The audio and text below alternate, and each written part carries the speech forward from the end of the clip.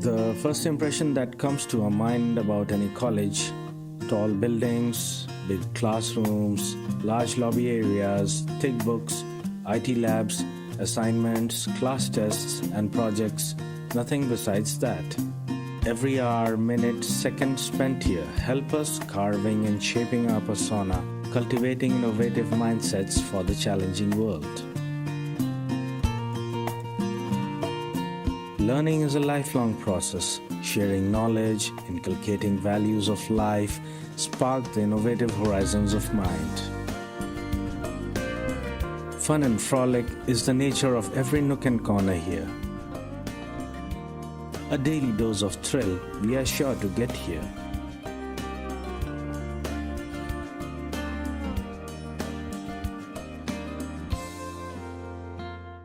A very good afternoon to one and all present here. I, Pramod Kumar Pandey of DME Media School, welcome you to this session orientation program, SOP 2022.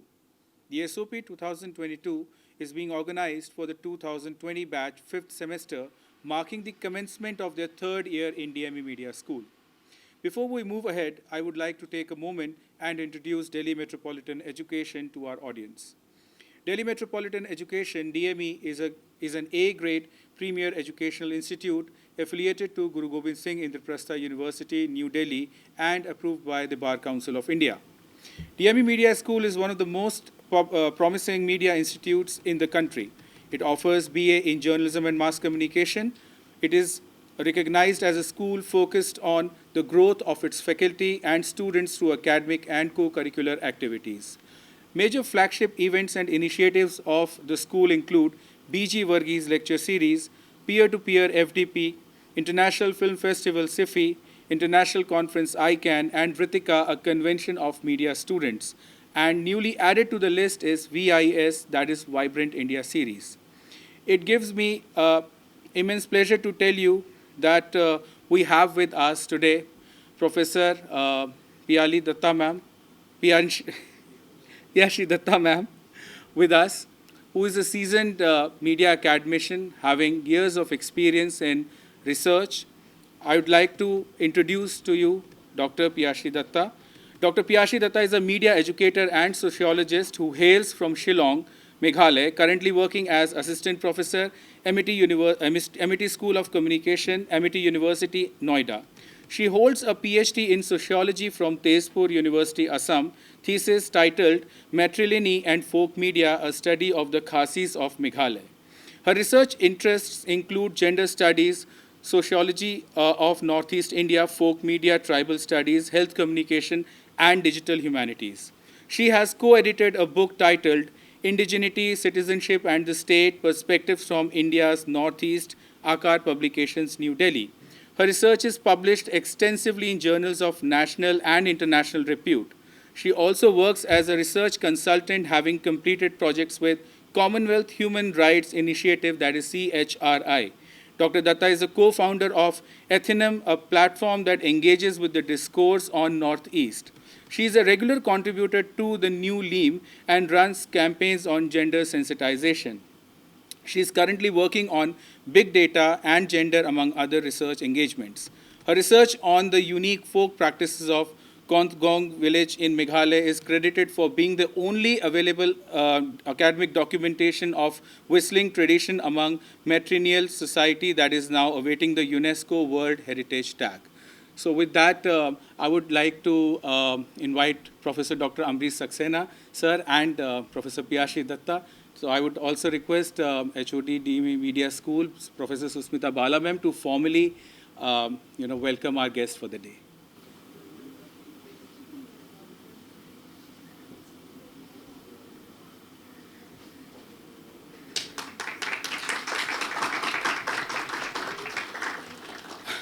I now invite Professor Dr. Amrish Saxena, Dean DME Media School, the ideator of SOP 2022, to mark the beginning of this program with his opening remarks. So.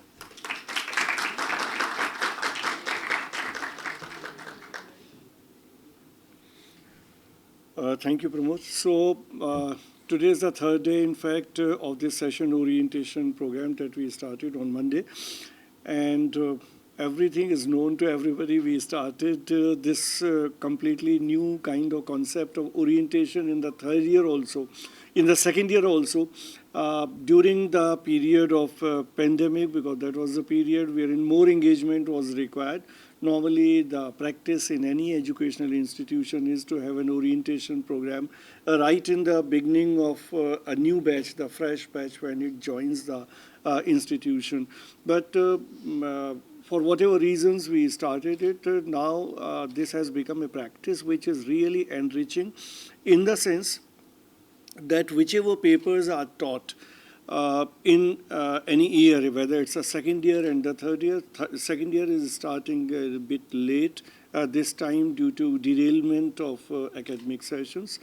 But then whatever papers are being taught in the third year, particularly in the fifth semester, so an orientation is done in all those areas, whether it's a media research or event management, or it's a digital media marketing or film appreciation, all such papers, and we try to invite the distinguished people from those areas to set the tone so that on that basis the further studies can be on during the semester. So I'm happy that today Dr. Piyashi Dutta is with us, and since she has that kind of expertise, particularly in media research, she herself has been a researcher with rich experience, so I thought that she will be able to provide all that value to this whole paper of media research, which is going to be taught in this fifth semester. So I welcome Dr. Piyashi Dutta once again, and we all are looking forward to be benefited by this session. Thank you. I now request ma'am to please come over and take the stage.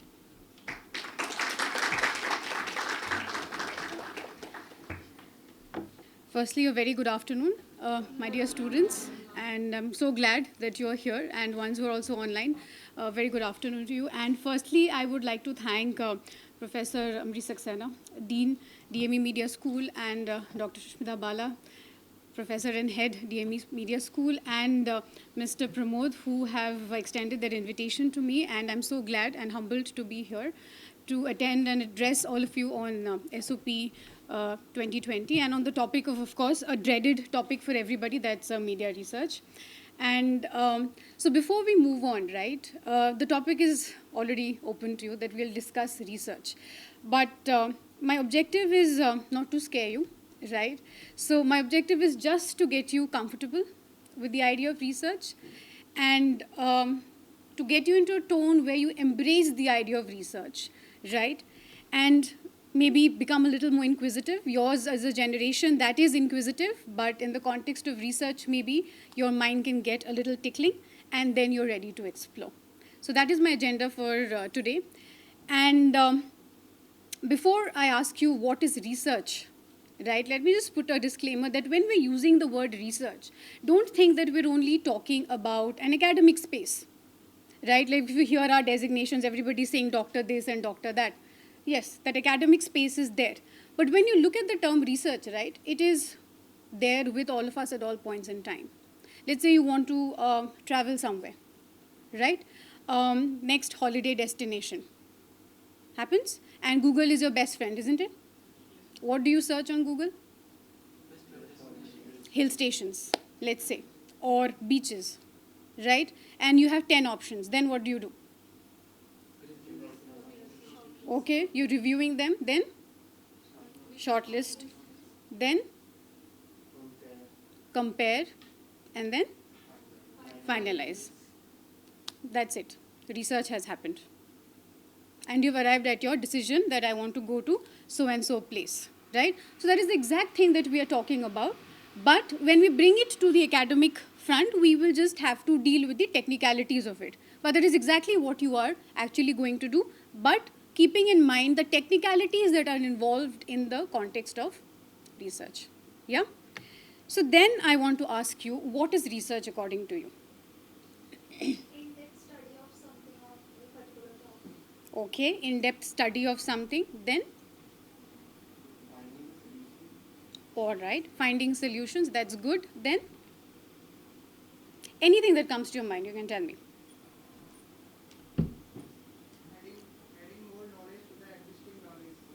Okay. Adding, that's a good answer. Existing knowledge, you add on to something. Okay. Then, what else? Okay, let's go back a little bit. We're in 2022, right? Let's go back to 2020 when all our lives went topsy-turvy. COVID, isn't it? The word was just dropped on us and things just changed for us, right? But you will see that as COVID progressed, there were informations coming to us, right? That what is COVID? Are you getting? That means what? We are explaining about an unknown or a new phenomenon or a new scenario that has emerged. So even that is research. Are you getting the idea of explanations? Okay. Last is? What do you think will be solutions? Okay, solution to a problem or a crisis. What else is solution? What else could be solution? Answer to any question. Okay, answer to a question, right? Okay. Now from these ideation that we've done in the context of what the word research means, do you agree to what all of this is, or is there anything that you don't agree to?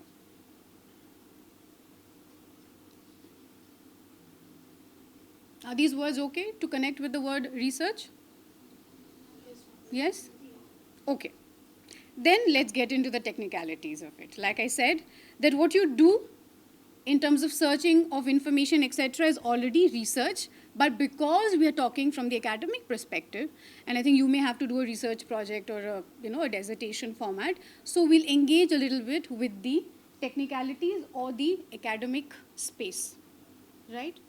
So if you look at this term, it emerged from a French term, right, which says what? What does it say? Yeah, researcher. Simply implying that you go and seek something. You look for something. That's it. And that is what it is actually, right? So if you just go with the etymology of this terminology research, it is nothing but a process of looking.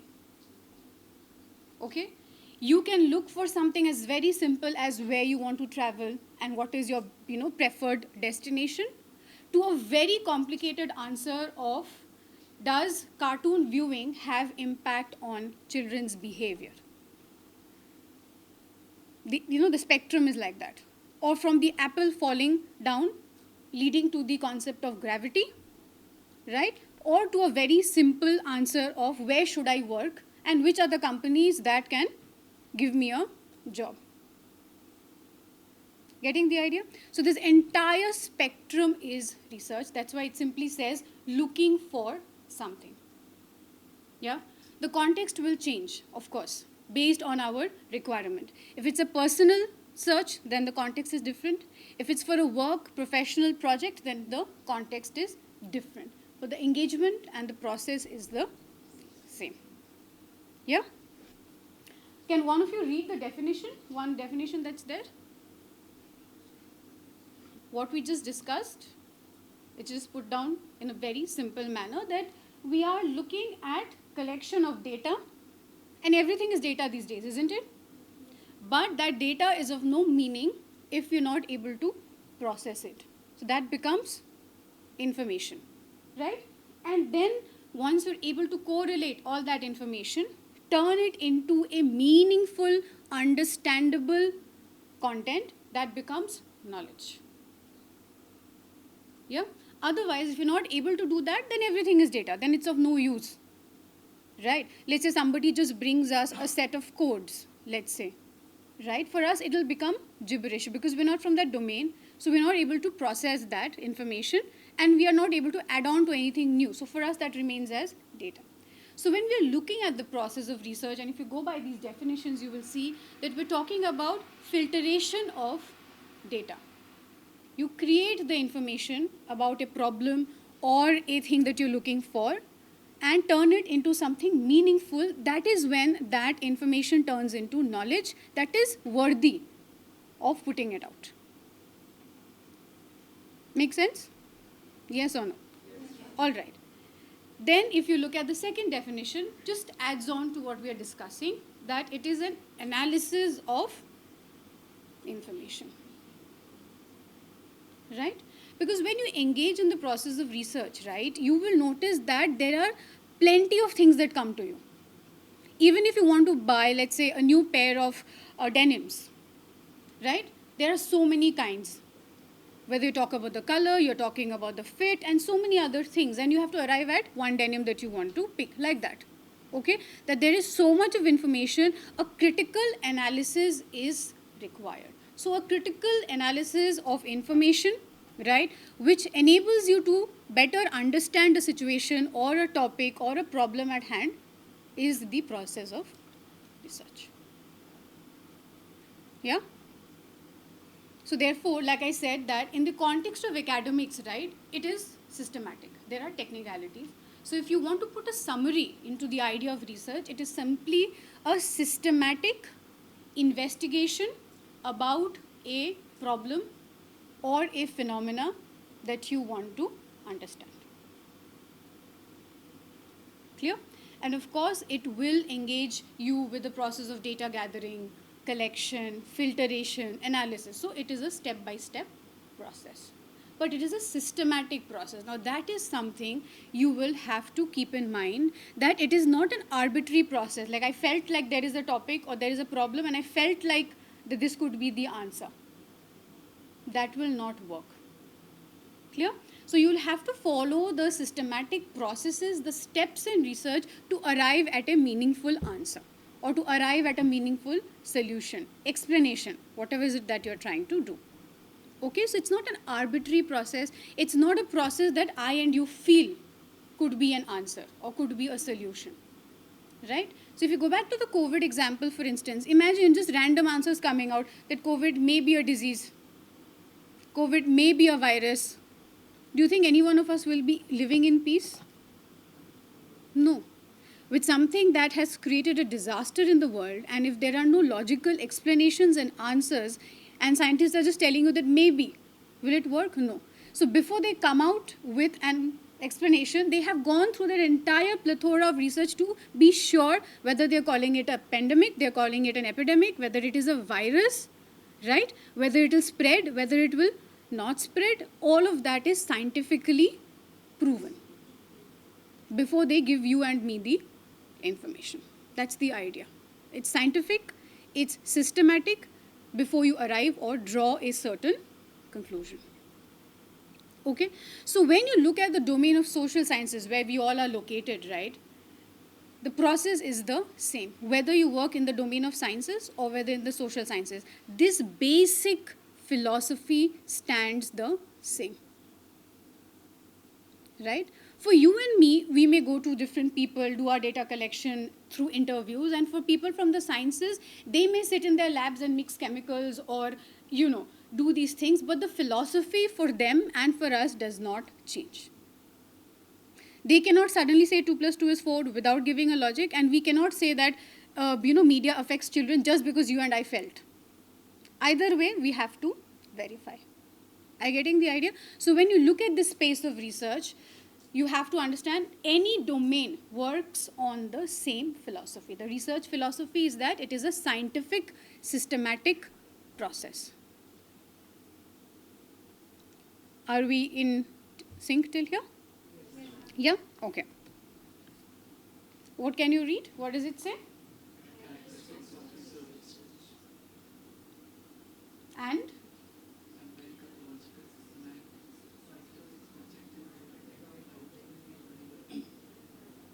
Familiar words, isn't it? But we are saying that these are characteristics of research. Like I just said a while ago, that this is not something that runs on any researcher's whims and fancies. Okay, that means if it is a formal, systematic process, it has certain character traits that one has to adhere to, right? So that's why we're saying these are the characteristics of research. So basically, what does research look like? That's the idea. If it's a person, that's the idea. It's a personification or a characterization of this entire process called research. So we'll go with the first one, right? It says empirical. Any idea? What does this word mean? Empirical? You can take a guess. Empirical. Anyone, just give it a shot.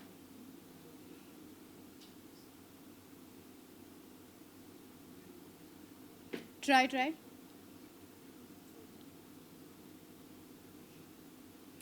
Okay, let me add on.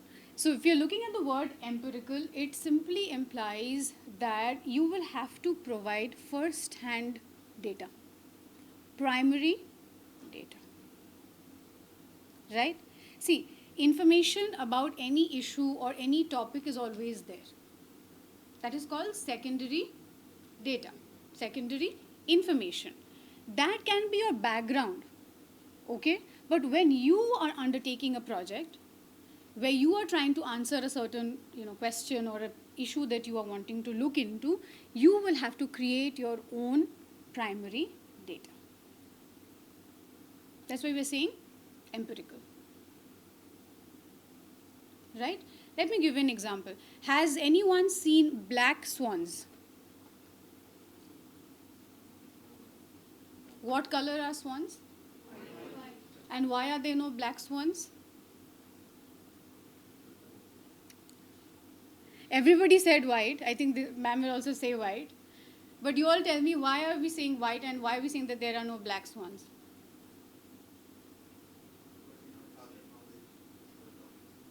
Okay, you don't have the knowledge about the topic. Then nobody has brought an evidence stating that there are. So all swans are white till such time somebody brings in a black swan. Are you getting? And a picture will not do. Because then these days we'll say it's photoshopped.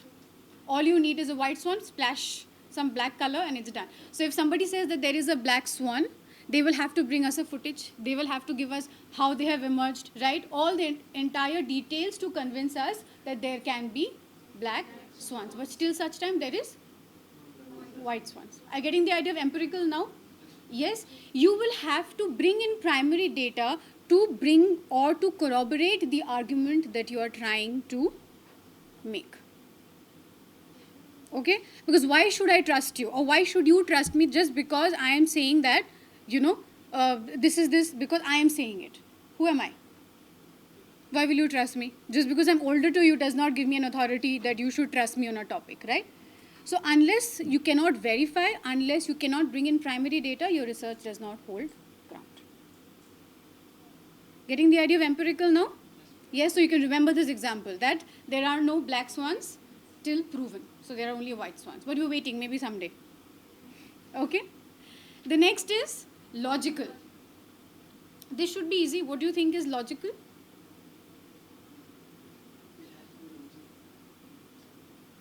Yeah, like I said, it's not based on arbitrary arguments. It is not based on I think and I feel. Okay? The research process is there, step-by-step process is there. You follow that, that brings you to a logical conclusion. That's why we're saying that the primary character of research is that it is logical.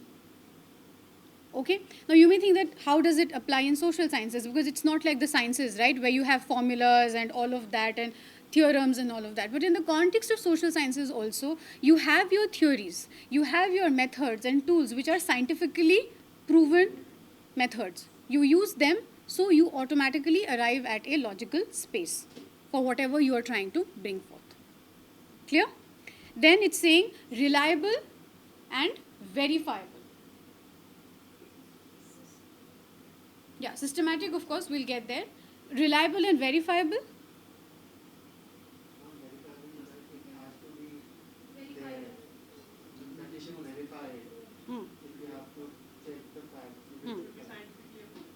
Scientifically approved, then you're saying that we should be able to check it. If there is survey, we should be able to recheck the facts that are given in the research. Okay. So let's say you have said that climate change happens because of excess cars, let's say. Or, too much of car is a contributor to climate change. If you're saying that, once you've proven it, your data should be replicable.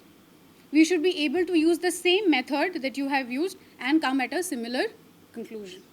Verifiable, reliable. Are you getting?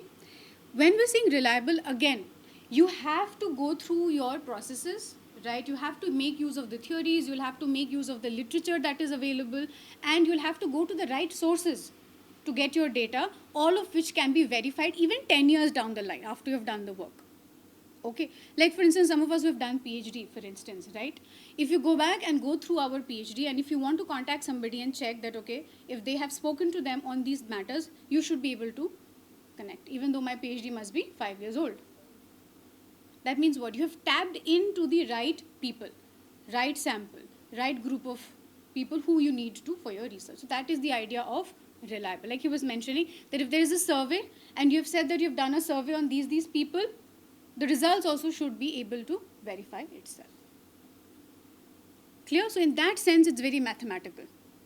Okay? You follow the course, you are on track. The moment you go off course, there is going to be a problem. Right? Then we are saying it's objective, scientific, systematic. Objective would be? Okay, you have to have a reason behind the research. Then? Okay, you have to follow the order, etc. I'll add one more word and you tell me. Bias. Yeah. Yeah. So our personal understanding of something, right? Our personal value judgment, all of that has to be eliminated. That is also the idea of objective. Other than following the rules, etc., right? You have to understand that as individuals, and especially because we are dealing in the domain of social sciences, what happens is our lab is the society, isn't it? If you agree or disagree, you can tell me. Do you agree that our lab is the society? If you're a chemistry student, then you will have your lab in a room like this, right? Filled with your chemicals and all of that. If you're a student of math, all you need is your copy and you can do your research. But if you're in the social sciences, media, or any such similar domain of social sciences, where will you go? Society. So that becomes our lab. Can you sit here and make a value judgment of what is the impact of, let's say, NDTV's certain broadcast on a certain topic? Can you make a judgment sitting from this studio? No. Right? So because our lab is the society, you have to understand that we are in a very dangerous spectrum. Right? Because chemicals, you will give exactly that measurement, isn't it? 5 ml. And it will not be more than 5 ml. But can you do the same measurement when you're meeting people that today I will ensure that I talk to him and ensure he answers all my 10 questions within half an hour? Can you do that? No, he may just not be in a mood. He may meet me, but he may just not feel like talking to me, even though he may have given me time for an interview. Yes? She's my student also. She's a teacher, but she's my student, so she's nodding her head, right? So we are in that situation where we cannot control our lab. That means what happens? Our own biases may also come in. You may lose your temper. That, okay, you have given me time and you decided not to talk to me. So, and you have also invested your time to reach out to your respondent and you may lose your temper. But that is not going to serve your end. So when we're talking about objectivity, we're talking that you have to keep your own biases away. Our emotional responses away. Okay? Another space where bias comes in, you also have to keep in mind is gender. Okay? Male, female, LGBT, whatever we identify as, right? Even that becomes a very, very important space where bias comes in. See, as a female, if you're doing a female-centric work, right, you will be very, very passionate about it. So you may go all out and not even see what's going on because you're too passionate about it. It's a female-centric topic, right? And if a male is dealing with it, maybe they're way too detached. They also can't see what is going on. Are you getting the problem now? So these are spaces of bias. Our cultural background, our religious faith, right? Your education, the different communities that you come from, all of these contribute to bias. And all of that has to be kept away. Followed? I'll give you an example from my own work, right? Of course, sir has mentioned the title. I don't think anyone of you understood, but I'll just tell you that I worked with the tribes, okay? And and I'm familiar with them because I grew up there, Okay, so I had this idea that I will be very comfortably walking around the village and ensuring that everybody talks to me and everybody answers whatever I want to know. Right? So when I went to one of this village, the people were familiar because I'd already met them and had made a few connects. But when I wanted to talk to them about my research and the questions that I had, they were somehow reluctant. And I speak the language also, right? So I thought, I'm speaking the language that they do. I've already met them, but they still don't want to sort of be comfortable with me. There was a block. I waited out, and then I asked one of my, facilitators that, what do you think is going on? Then he said that, don't mind, but I think they're not comfortable with what you're wearing. Right? I was wearing a usual pair of jeans and a t-shirt, but that is a very remote part of the state and very village, typical village setting. So they were really, I think my dressing gave them an idea that she's an outsider, see? And she only wants to get something out of us and she'll never come back. So why should we waste our time with her? See? So what happened? I could not keep my idea of that space and the people that I was navigating with. The moment I went back in their traditional attire, everything was fine. Because then it was like she's just one of us trying to get some information. Getting the idea now? So those are the spaces that needs to be navigated objectively, very, very objectively. And bias can be very, very small, but it can be very, very complicated. Clear? And of course, systematic and scientific, I think by now we understand, right, that we cannot go off the track in the context of the steps that are involved in research. Otherwise, it will not be logical, it will not be verifiable, it will not be reliable. That's the problem. Clear? Okay. What do you think this particular slide is trying to indicate?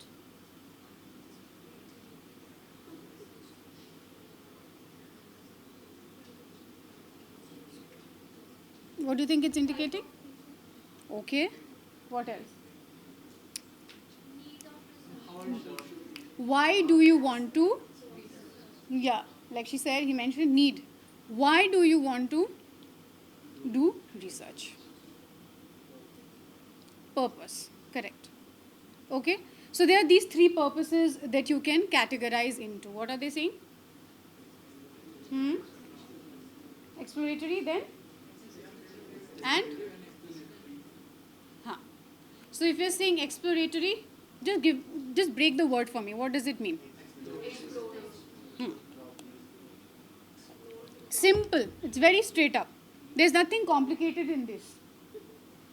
You may have an idea in mind and you just want to know what it is. So you engage in that space of exploration.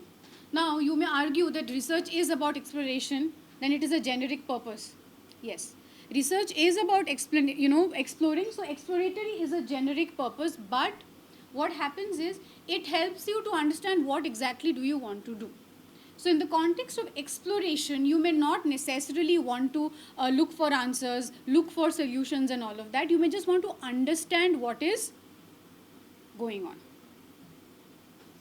That's where it gets restricted. That's the first idea.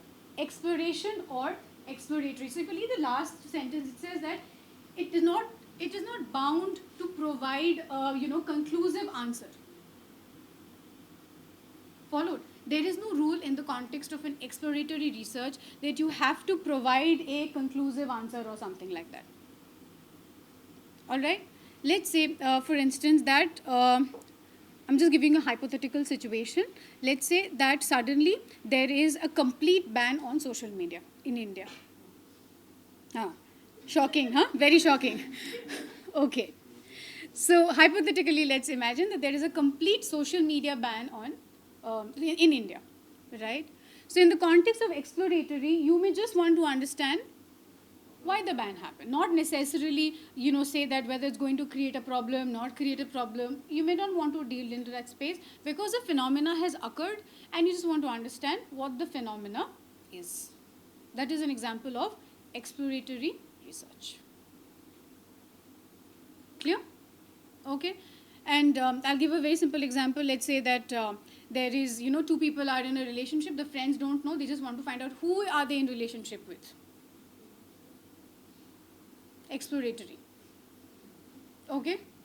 You're not interested further, right? You just want to know that, okay, my friend is in a relationship and I need to know who is it. So you will use all your resources and contacts to find out, acha, okay, did you see this one with that one? Okay, are they in a relationship? All right, once you get the confirmation, you're done. Unless you have a separate agenda of getting a treat or something like that, then it's a separate step. But otherwise, you just want to know. Are you getting the idea of exploratory now? Right? You just want to understand a certain scenario. Then, now you explain it to me. If you understood the first one, then second one is very easy.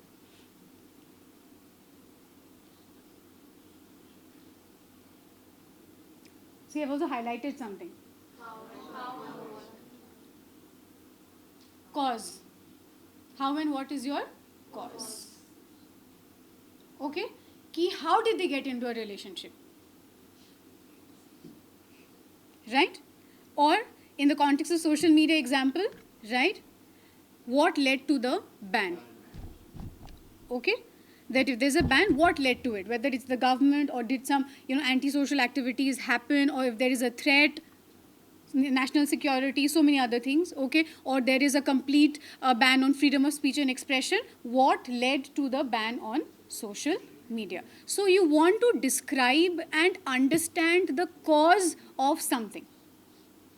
The what and the how of something. So that is what we're saying, descriptive. Yeah? Then explanatory. Why? Now you will look for solutions. Why did the ban happen? Okay, what could be the probable answers to it or solutions to it? That, okay, if you're already saying that an anti-national activity led to the ban, okay, then you can say why it could not be stopped and so forth. Clear? Okay. What do you think these two are? Types.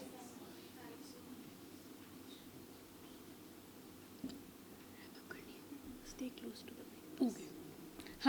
What do you think this is? And what does it say?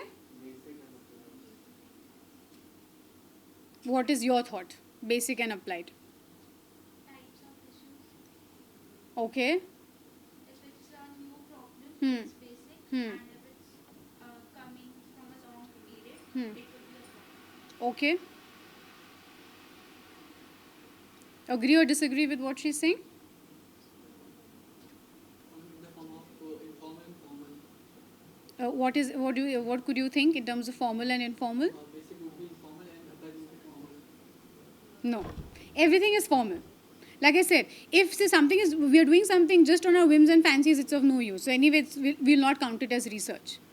Okay? Applied to, I think it's basically more about practical things. Okay. And if we talk about basic, it is more theoretical. Okay. Fact-based. It's either way fact-based, but like she said that if you're looking at basic research, right, we can argue that they are theoretical. Gravity, the discovery of gravity, let's say, basic. Because it brings forward, so when you're looking at basic research, if you look at what I've highlighted also, it is also called pure or fundamental research. That means you are going to bring about something from scratch. You are going to bring in an information or an argument or a theory or a proposition, whatever we call it, from scratch. That's why it's called basic or pure or fundamental. Right? So if you look at media theories, I'm sure you've done your media theories, right? Mass comm theories, etc. Yes? No? Magic bullet theory, then your agenda setting. Yes? So if you look at those are examples of basic or fundamental research. Because the theorists brought forward an argument from scratch. Are you getting? So let's say agenda setting. What does agenda setting say? Just a brief maybe? When media is setting any kind of agenda, if you take media as an Yeah. example, तो जब media अगर कोई agenda लेके आता है, तो चाहता है कि इस topic के बाद they create a kind of मतलब कि एक ऐसा sense create करना लोगों के सामने कि लोग इसके बारे में बात करें और एक तरीके से मतलब वो चीज़ viral हो जाए. This kind of agenda setting. Done. That's the brief on agenda. We all agree? the theorists had brought in that argument from scratch because they were analyzing the election behavior, if you remember. Okay? The McGraw-Hill study. Yeah. So from that, they came up to an argument that media has the ability to set the agenda for discussion or public opinion. Right? Now that is your basic research. That means they came up with something scratch. Now let's say in today's time, now that is a very old theory. I think it came around 1960s something, right? Now we are in 2022 and you want to analyze, okay, how does the, let's say, the election campaign of different parties get affected, or what is the voters' response based on the television broadcast of the voting news or the election news. Are you getting? So you can use what the agenda setting principles were and you can test current phenomena. That becomes applied. Make sense now? Yes. So applied research is A, you can take existing propositions and theories and put them to test. That is one. Applied research is also about finding immediate solutions to certain phenomena. Getting? Let's say, for instance, COVID. When COVID happened and when there was no vaccine or nothing, what were doctors doing? Combination of medicines? Yes, because we have knowledge from previous viral diseases, isn't it? Fever and all other kinds of viral diseases. And they had information that certain diseases or certain drugs can hold the virus. Because they had no knowledge of actual what the virus was, corona was doing, but they had idea of other viral infections and they were using that, your paracetamol and, you know, those basic drug combinations to provide some kind of relief. Getting the idea now? Applied. Because that information is already available to us that you can control fever with paracetamol. That was a basic research. So now you use it because we do not have any information about corona, so you're using these drug combinations. So that becomes your larger bifurcation in terms of when we are saying what are the types of research. It will be either basic or applied. If you bring it to the context of media, which is our area of interest, largely we engage in applied research. Largely. Okay, because if you look at the theories that we have in media, right, they have been actually proposed by mathematicians, okay, psychologists and all of that. So we get those theories in the context of actual application. Media research becomes applied research. But of course, there's no stopping from doing basic research as well. Getting the idea now? Yes? Okay. Now let's come to media research. So if I use the word media, because this is a very common word, right? What are we saying?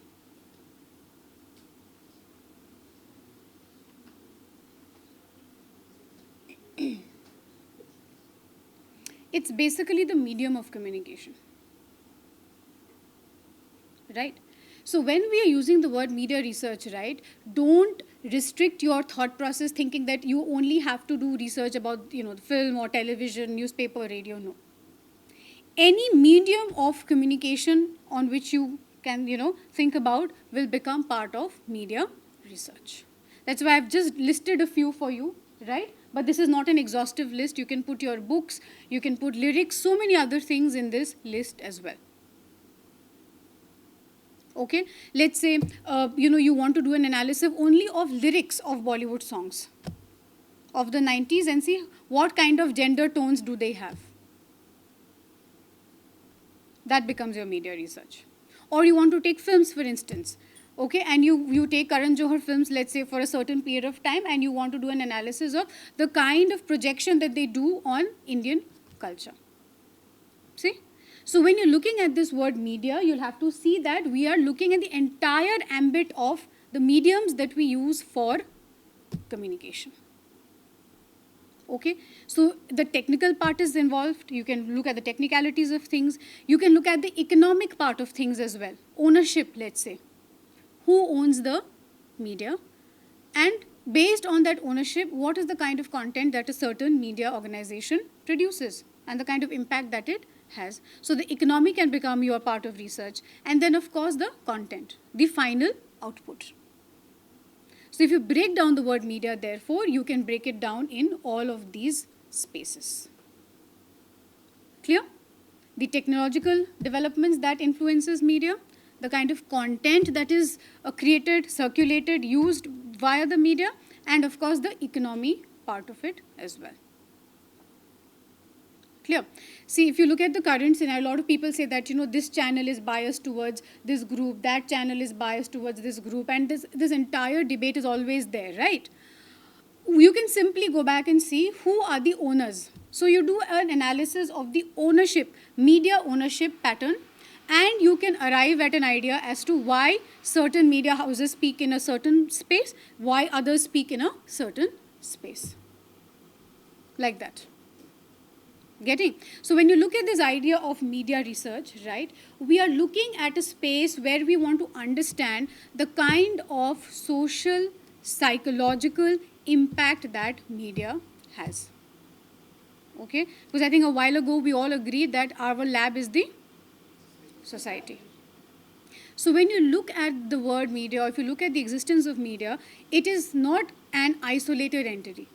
It is an offshoot of the society, and it is going back to the society itself. Right? So when you're looking at that space, so we look at what kind of impact, effect, so social, psychological, physical impact that it has.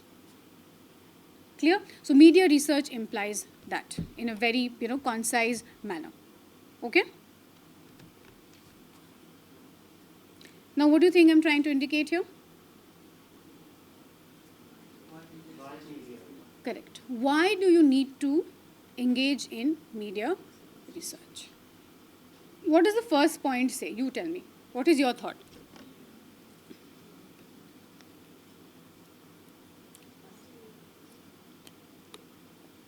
Media is all pervasive. What does it mean? Media is all pervasive. Okay, then go to the second point. That's what the first point means. That means that media has penetrated all our lives to an extent that we cannot evade it. It is just like we are breathing, we're eating, like that. Media has become a part of our lives like that. Okay? So when something has become part of our lives, which is now, and we have reached a space where we can't let go of it, right? That means what? It has a direct impact on who we are, what we are, how we behave, how we respond. All of it is guided by the media. Some of it we are conscious, most part of it we are unconscious, but we are exposed to it. Followed? So that means what? If you're looking at that space, something that has so much of impact on our day-to-day lives and society and all of that, right? That means it definitely requires deliberation. That's why we're saying that it is connected or it's complementary to the society, right? It influences all our lives, our lifestyle, everything. Then, of course, it is the joining factor, or it is a networking factor, or it is a communicating factor between people. Okay. Another point you have to therefore keep in mind is that as humans, or we have a general or an inborn tendency to connect and communicate. Right? Even when the formalized media, like we call television and so forth, were not there, right? Humans had created mechanisms for communication. Agree? Cave paintings, for instance, what were they? They were just nothing but methods of communication, telling you the tricks of hunting and telling the next generation how to hunt and what was the heritage and all those things, right?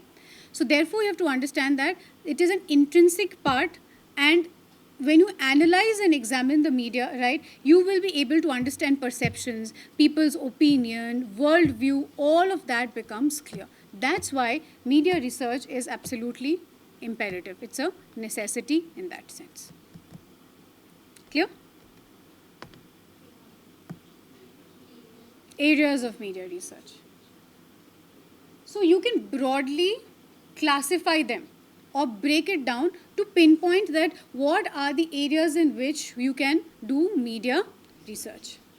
So it's source, message, channel, audience, effect, impact. So just a while ago that I was saying, if you look at the technology part of it, whether you want to look at the economic part of it, so on and so forth, all of that can be classified into these categories. Okay, source, if I say source, what do you think would be source?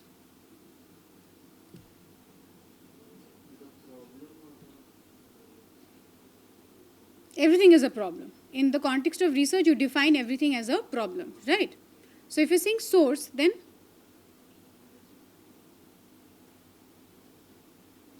The source or the origin where the problem started itself. okay, who is the creator? If you're doing a media analysis, let's say if you're doing and looking at a certain text or a content, for instance, who is creating that content? Okay, that becomes your source. Let me give you an example. Have you heard this comparison between, male directors and female directors? Yes, that the female directors have a very different way of projecting female characters, and the male directors have a very different way of projecting female characters. Okay, that means what has happened? What are you trying to look at? Who is the creator of these characters? The script writer or the director and so on and so forth. Source, who is creating a certain content, right? If you look at, let's say, news headlines, for instance, on rape, okay? What are the usual headlines that you can read through? It's not a very pleasant example, but this is a very contemporary example. What are the kind of headlines? Let's say they'll say, 24-year-old women raped in her flat. Do you think it's problematic or it's fine? Why? Why problematic? Why inappropriate? Try.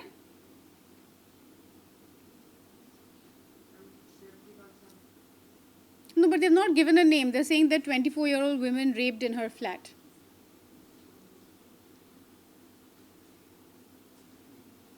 They're victimizing the victim.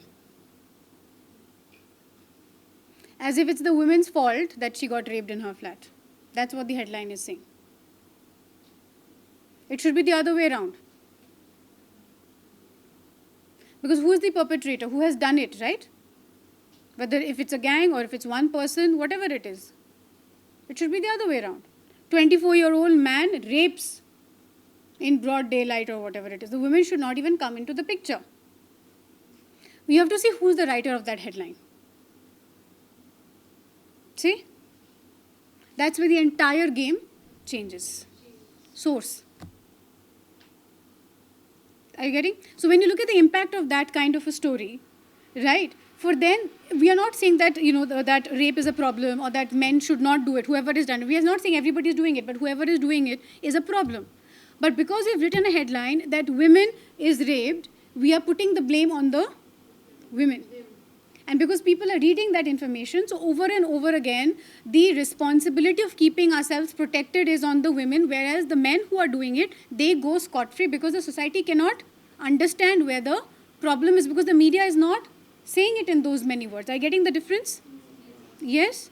That's the idea of source. Who is creating the content? Who is writing a certain thing? Getting? Okay? Then, of course, you're looking at message. What will be message? What are you trying to convey? There is always a meaning that is overt, isn't it? Something that is right in front. But there's always an underlying meaning as well. So what is the rhetorical used to convey a certain message? Let's say you're trying to sell a detergent ad. So that's the overt meaning. That is an ad for a detergent powder. But who are the main characters in a detergent powder ad usually? The mother or the female or the wife. So you're trying to say that washing clothes is only the responsibility of the female and men don't need to wash clothes. See? So that's the hidden message, because then that's the idea you're propagating. So it's okay if they're untidy. Or their mothers will continue to wash their clothes. It sounds uncomfortable, but that is what it is. Okay? If you look at, let's say, refined oil ads, which they say that is good for your health and heart, right? Who is in charge of buying that oil? The wife. The wife has to protect the heart of the husband. Because the husband cannot take care of their own hearts.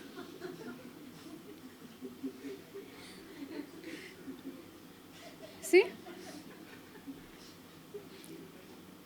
So it's a very simple thing.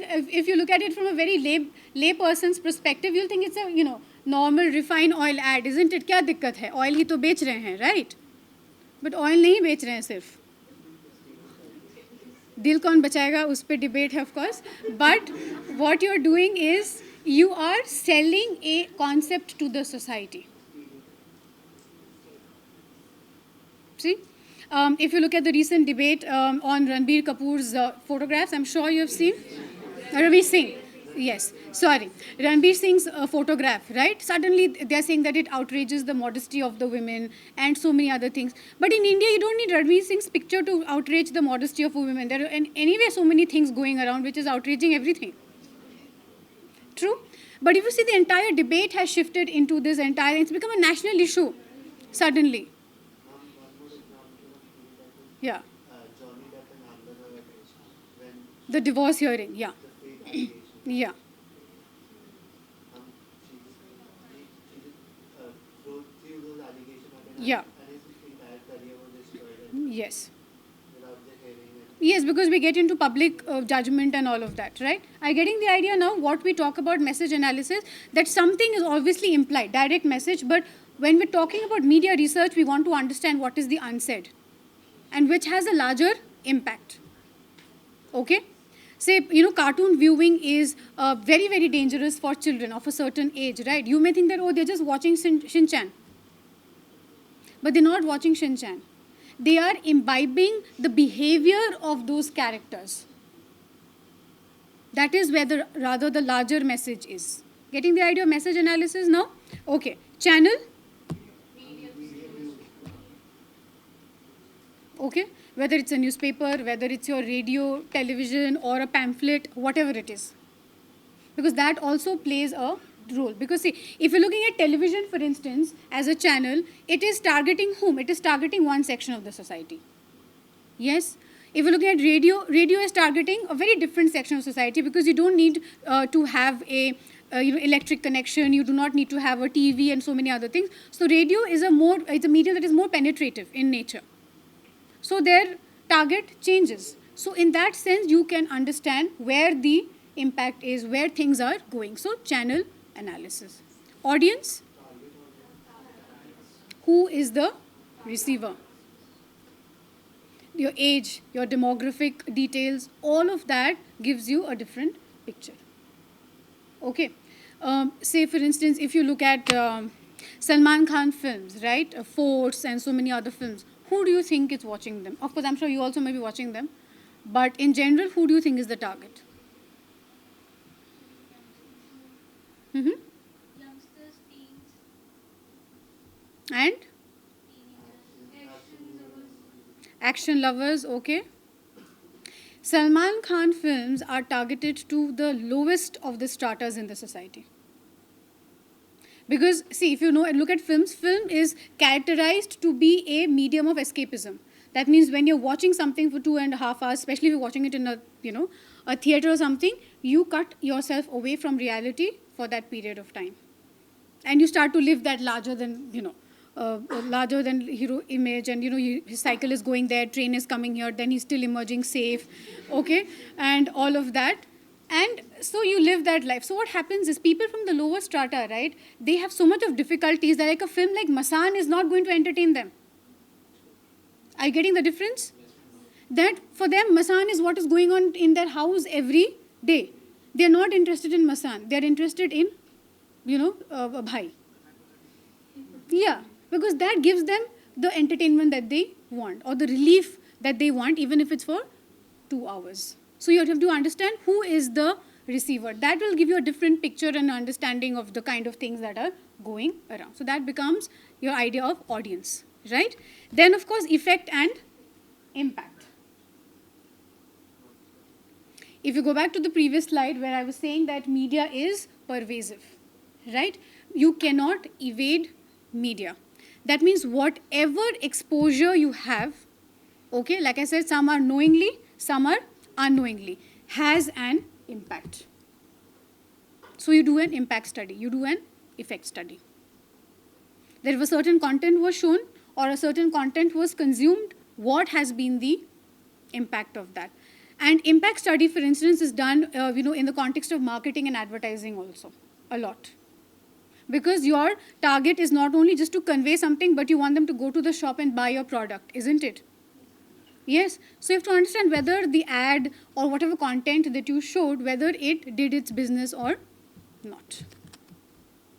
So the impact will be understood when they actually go and buy your product. Okay, I'll give you an example. iPhone, if you look at, or Apple products, if you look at it, okay, in India, they're pretty popular, okay? Any idea how Apple made itself so popular in India? Because it's an expensive product, it's a high-end product, right? So how do you think it positioned itself and got people to buy it?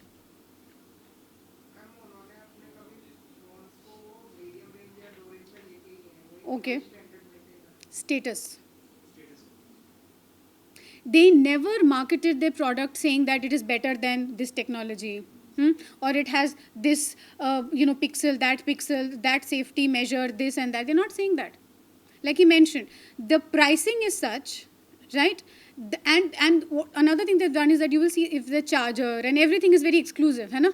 You can't use this charger with that one. You'll have to get an entire Apple ecosystem.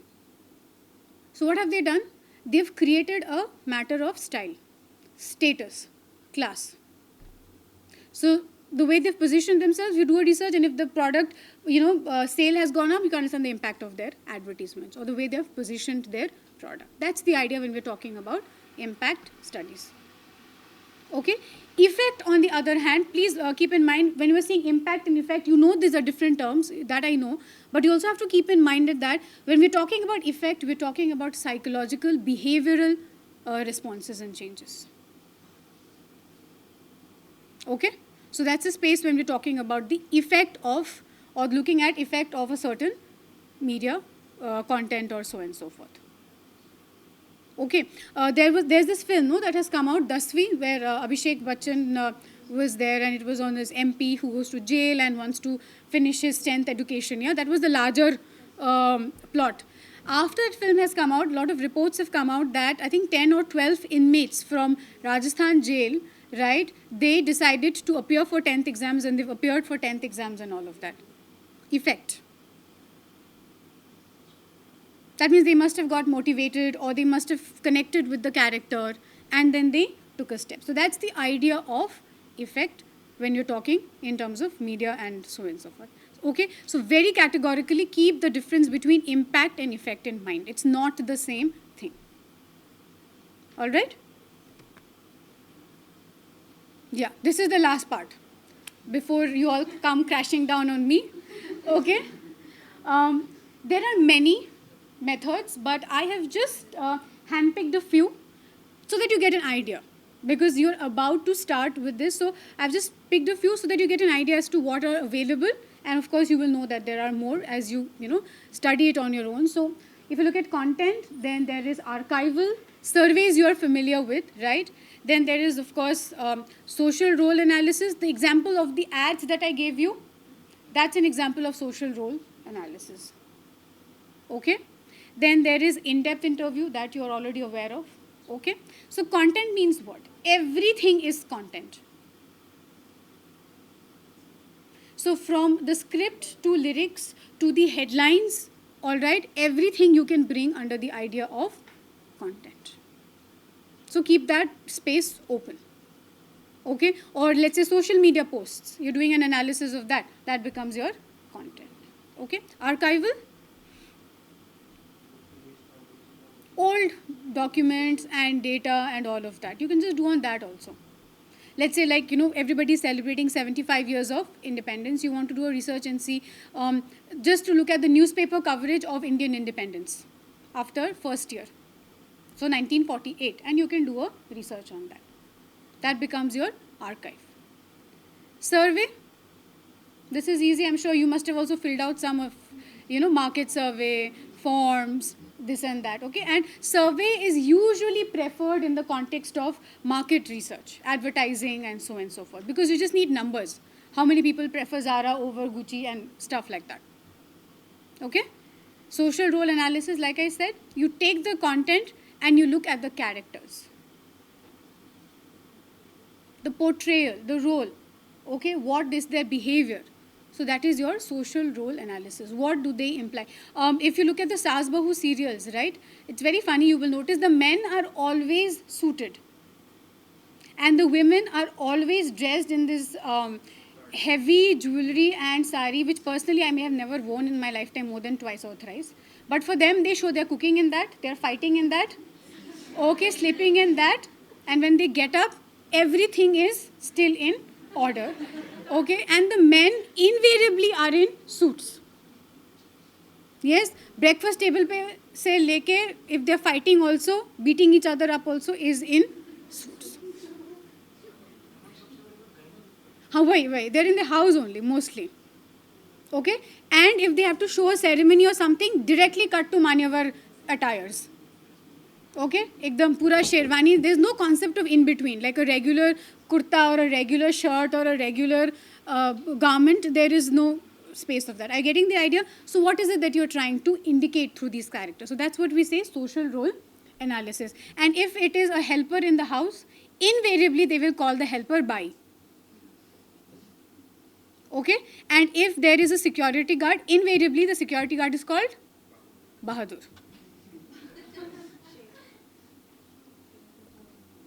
See? Stereotypes and how you play out these characters. That's a social role analysis.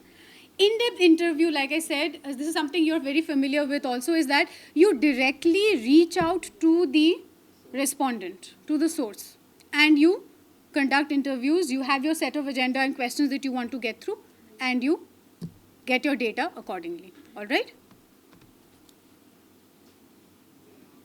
Rhetorical analysis. Any idea?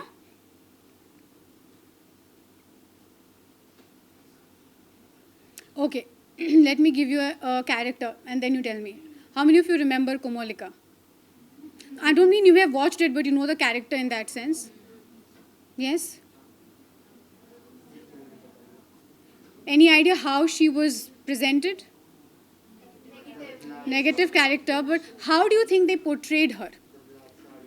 If you, after this, what you do is just check on her, okay? Google up the character of Komolika. She had this loud makeup, okay? They had this very typical snake-like bindi. I don't know how they draw it. Okay, from here it went all the way up. And every time her character came on the screen, right, there was a music. Okay, dhin tanana dhin something. Okay, so there was a music and then it would say Komolika, right? I'm not so rhythmic, but it had rhythm and all of that. And her character comes into play. So you created a vamp. The style of presenting the vamp. Are you getting? Or these days, I think there's another serial which is very popular, Nagin. Yes? Like that. Or if you, have you watched the film Pushpa? What's the signature style of the lead character? See? And I think there's a dialogue also. So that is what we're saying, rhetorical analysis, okay? The style used, okay, to present a certain character or a content and so many other things. Okay? If you see, if I say Shashi Tharoor, what comes to your mind? English.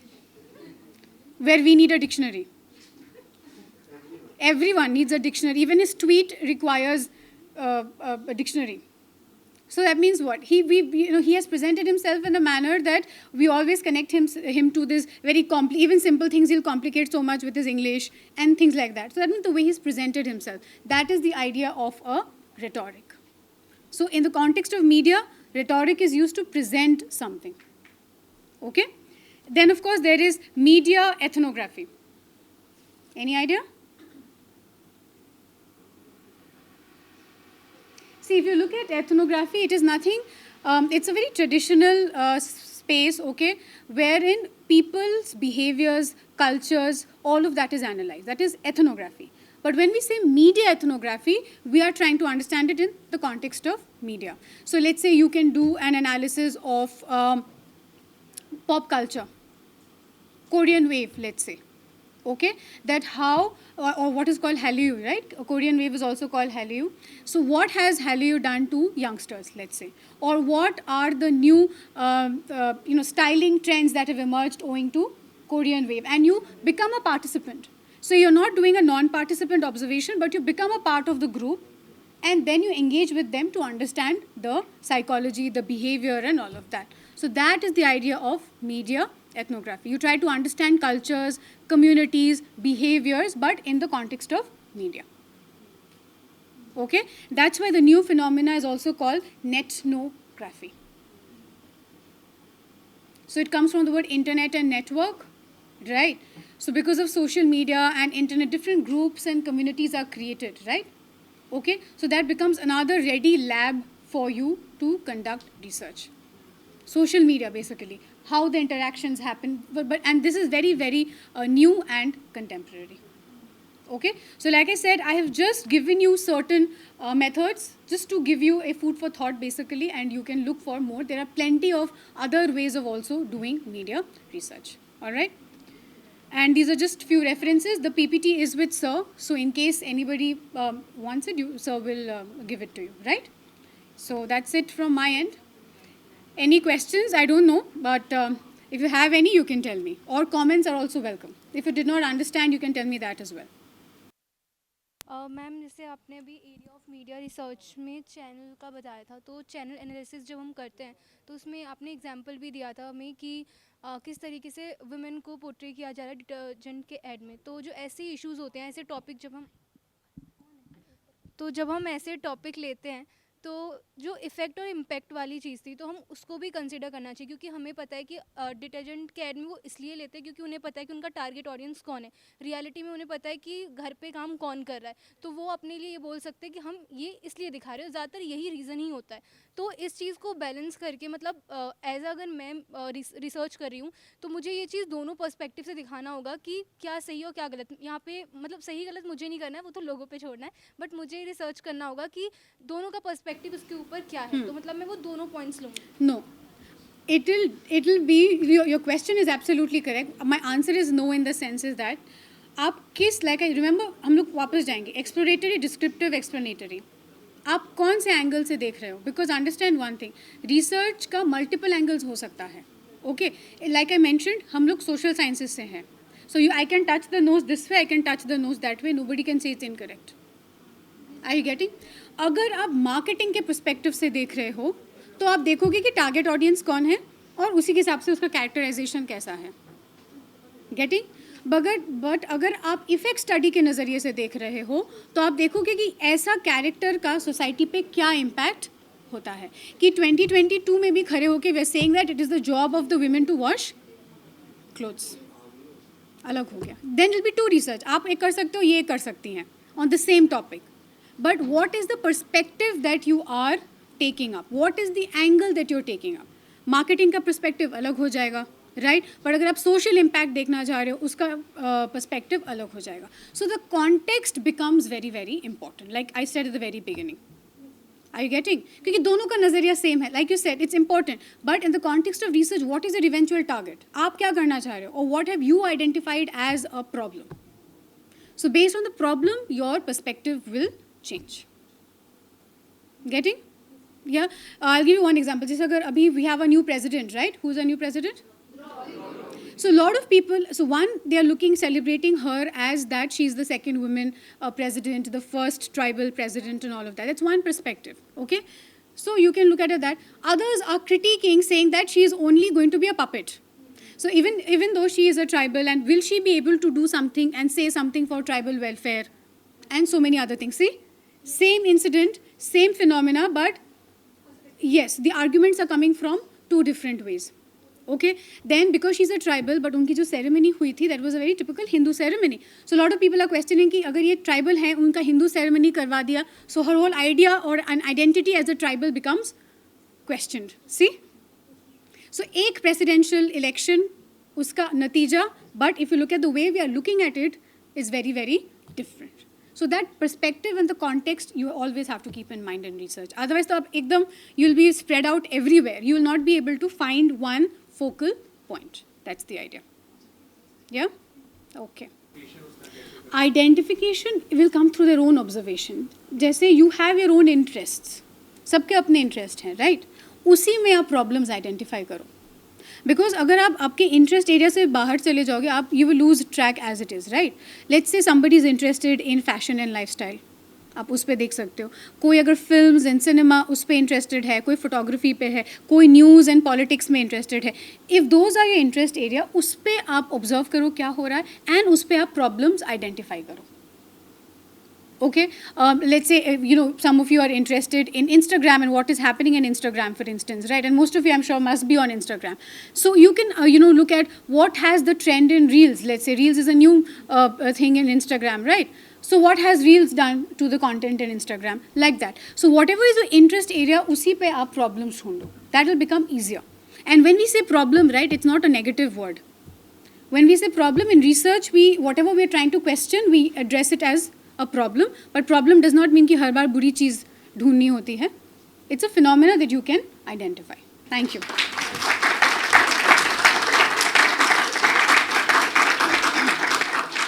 Okay, thank you very much, ma'am.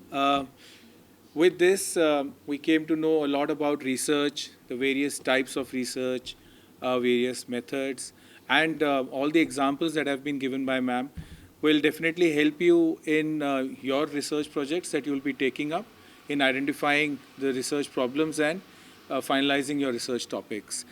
Now, I would like to invite Professor Dr. Susmita Bala, ma'am, who is the head DME Media School, to give her final vote of thanks and conclude this specific session.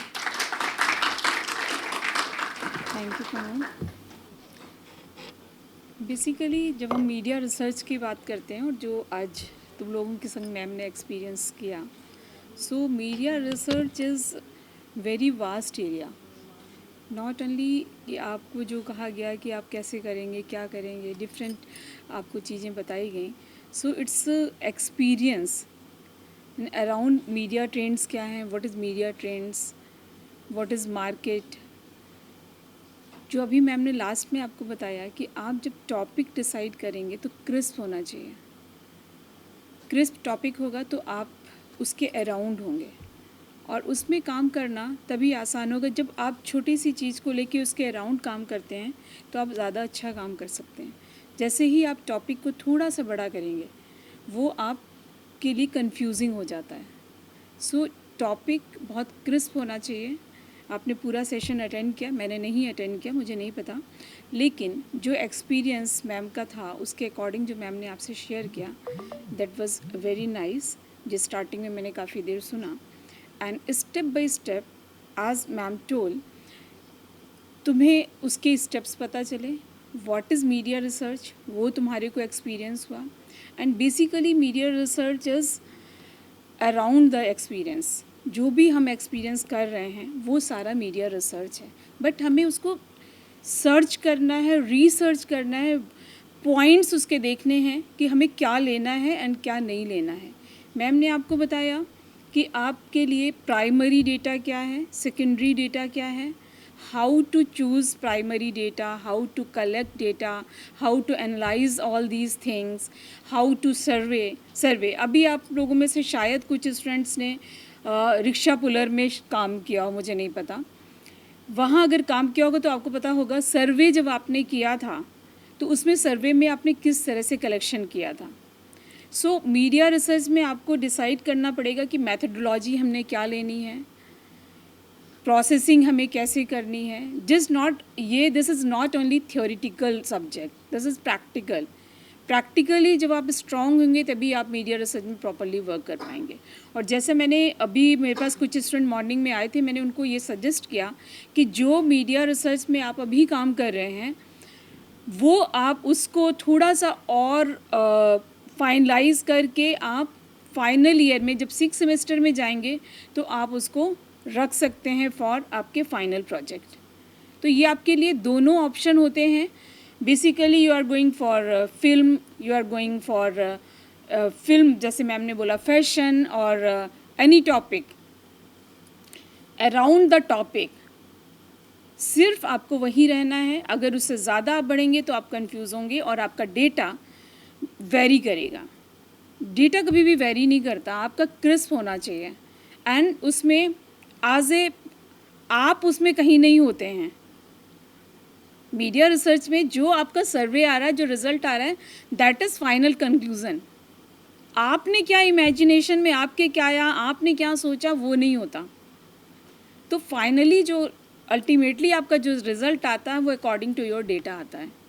सो आप जो भी काम करें बहुत अच्छी तरह से करेंगे। मैम ने सेशन लिया, अगर इस सेशन के बाद तुम लोगों को लगता है कि मैम को हम एक बार और बुला सकते हैं फॉर योर क्लास, क्योंकि इतने से स्टूडेंट हैं, इन्होंने कितना सीखा, कितना लर्न किया, I don't know.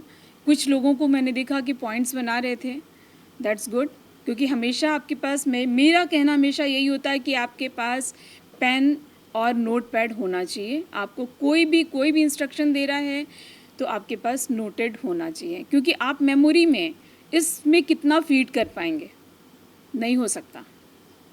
And obvious है कि जब हमारा ये वीडियो बनने के बाद उसको कितने लोग उसको देखोगे ये भी कंफर्म नहीं है। तो आपके पास यहाँ पेन नोट पैड होना चाहिए था। जो पॉइंट्स मैम ने बताए वो आपको नोट डाउन करने चाहिए थे, क्योंकि learning by doing, first semester में आए हो तब से मैं यही बोल रही हूँ, learning by doing. So all the best for you and thank you प्याशी ma'am. With this, we come to the end of the session. I would like to once again thank Dr. Piyashi Dutta ma'am for sparing time out of a busy schedule. I would also like to thank Professor Dr. Susmita Bala ma'am. I would also like to thank all the students who are present, who managed to wait and be there for this particular session. I wish there were more students. It would have added so much value to your experience. But we have another session coming tomorrow. So please be available for that. Thank you very much.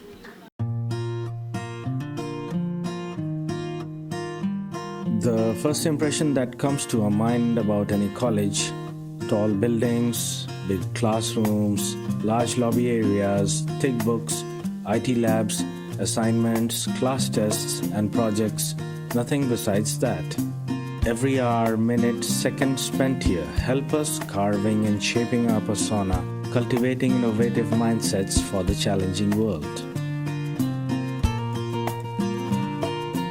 Learning is a lifelong process. Sharing knowledge, inculcating values of life, spark the innovative horizons of mind. Fun and frolic is the nature of every nook and corner here. A daily dose of thrill we are sure to get here.